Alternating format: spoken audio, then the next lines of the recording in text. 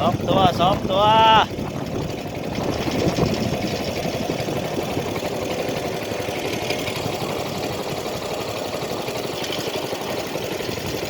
รอบที่สามเนาะรอบที่สามเหลือสองตัวเนาะ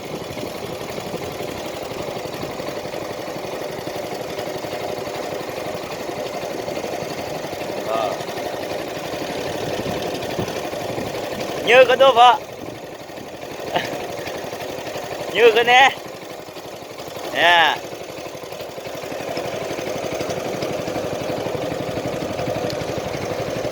สี่ตัวต่อรอบที่สี่นะพี่น้องเนาะต่อรอบที่สี่กลางของคือเก่าแล้วก็ฝากกดไลค์กดแชร์กดติดตามด้วยพี่น้องเนาะในช่องทาง Facebook เนาะ YouTube Facebook เนาะบ่าวกรสวรรค์ทุ่งบ้านนอกเนาะพี่น้องเนาะ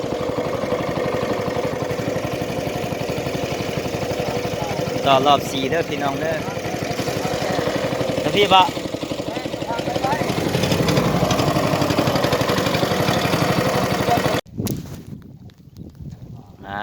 รอบสองรอบสอง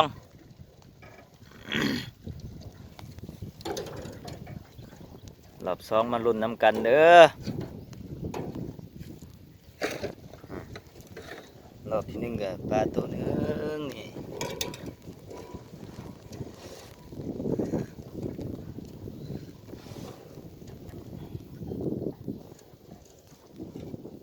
รอบที่สองกับฝนตก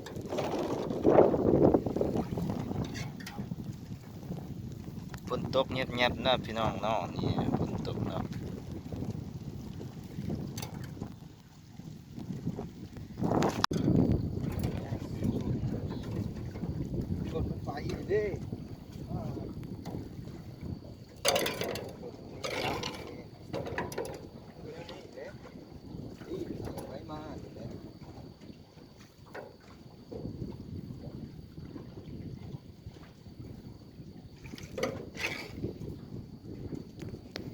มันลุ้นนำกันเด้อพี่น้องมันลุ้นนำกันรอบที่สามรอบที่สาม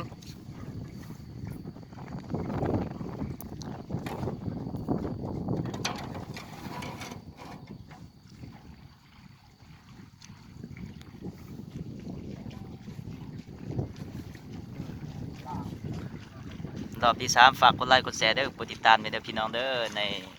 ช่องทาง Facebook กรสวรรค์คนบ้านนอกเราพี่น้องอยู่กลางคลองคือเก่าไรหมอกไรมองหาอยู่หากินพี่น้องเอ้ยมาทารุ่นน้ำกันว่ามันสิได้อยู่บ่เนาะพี่น้องเนาะรอบที่สามฮะมานำกัน3 คนคือเก่าพี่น้องมากับพ่อเฒ่าตาเนาะพี่น้องเนาะ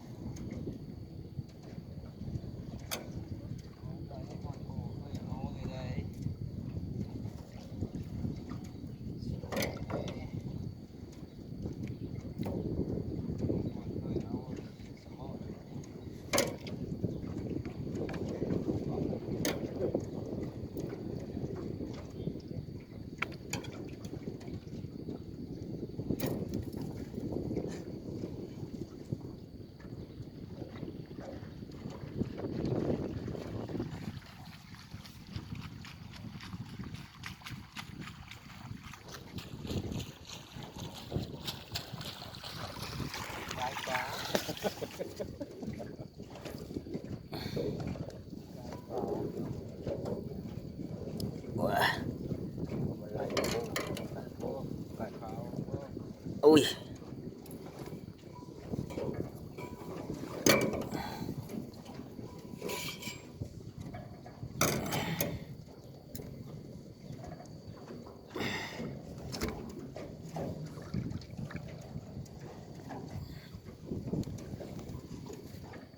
ตัวหมู่บ้านนี้ได้ฮอดโล2เลยเนาะโล3เลยมันคือสิบ่ได้ฮอดโล3 ได้ซะเนาะนึกว่าซิ่งบ่ถึกบ่ซิ่งเฮานี่แหละ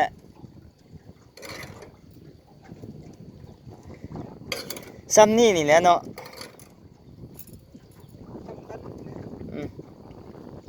โลสองโลสองโลสาม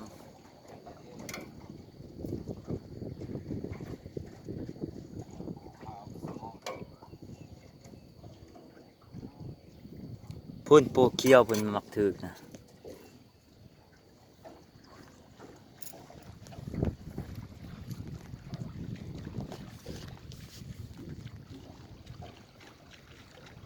แนวโปดำมันคือว่าลิฟต์ล่ะถึกป้าหรือว่าคลองกันแน่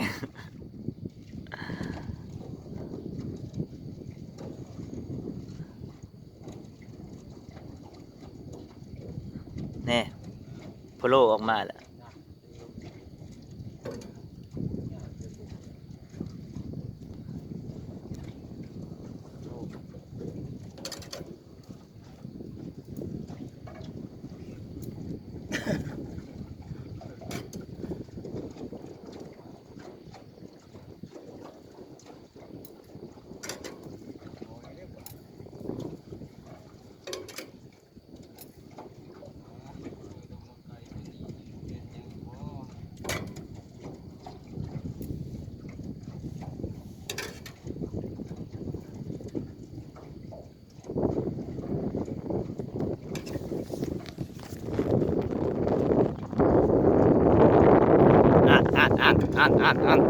อัดเห็นไหม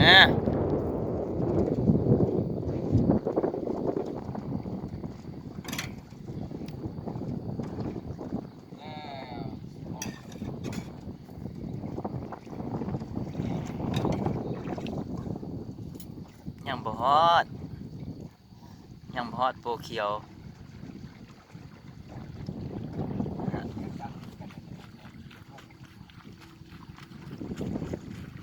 กายโปเขียวไป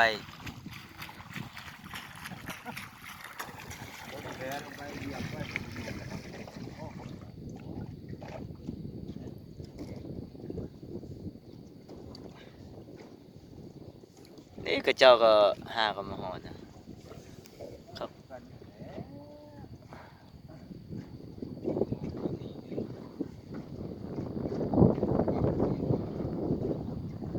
เขากู้แล้วเขาก็ฮอดทีแล้วเนาะมองเขาหากระตกราคากับกู้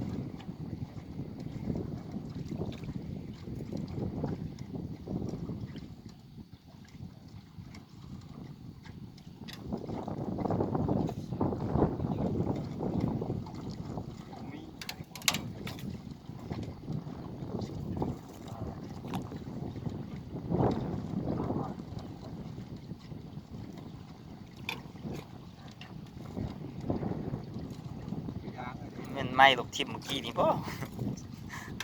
บ่ว่ามันยังสิขาดเลย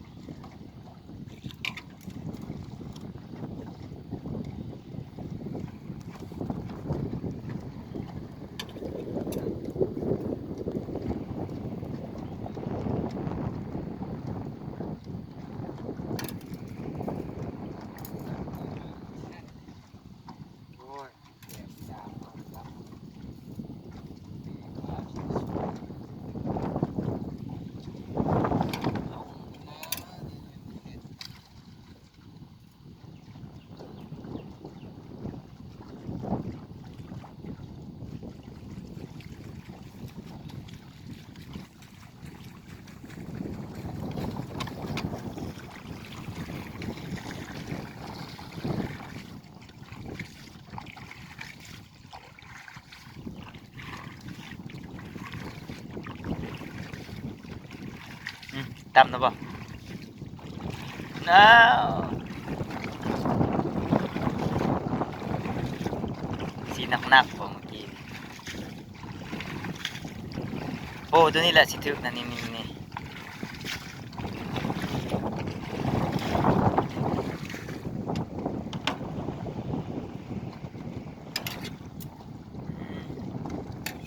ฟองแรกด้วย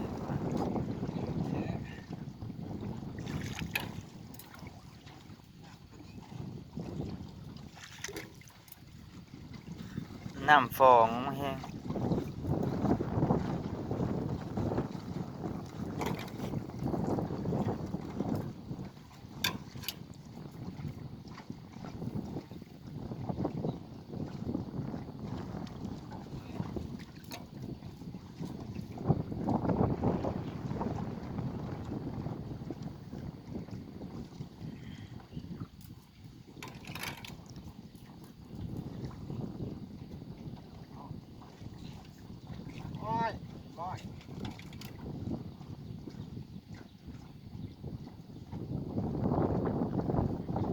อ้าวตัวมิดสวยมอยแทนตัวนี้ก็ได้โอ้ตัวนี้ก็มิดสวยมอย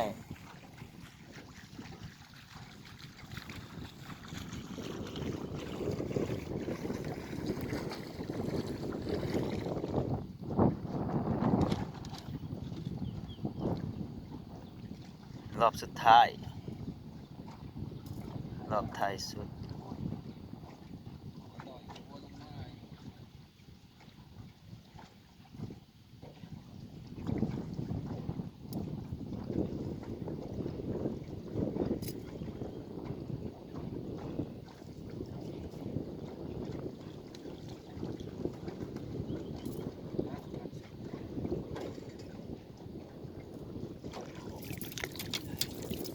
โอ้ขูดหดดินหดทรายหดหินมากก็ยังบด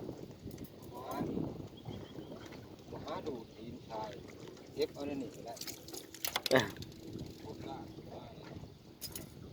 มาแล้วบ่ นั่นเห็นบ่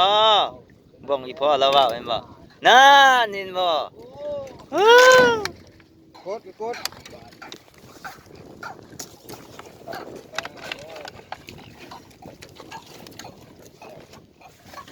มันออกมารอบสุดท้ายเลย ว้าวก็จะเชื่อแต่ละผู้เดียวเห็นเลยดิงแม้มันอยู่ไกลกันใครกูเห็นแล้วกูวัดแหม สองตัว กดแหมสองตัว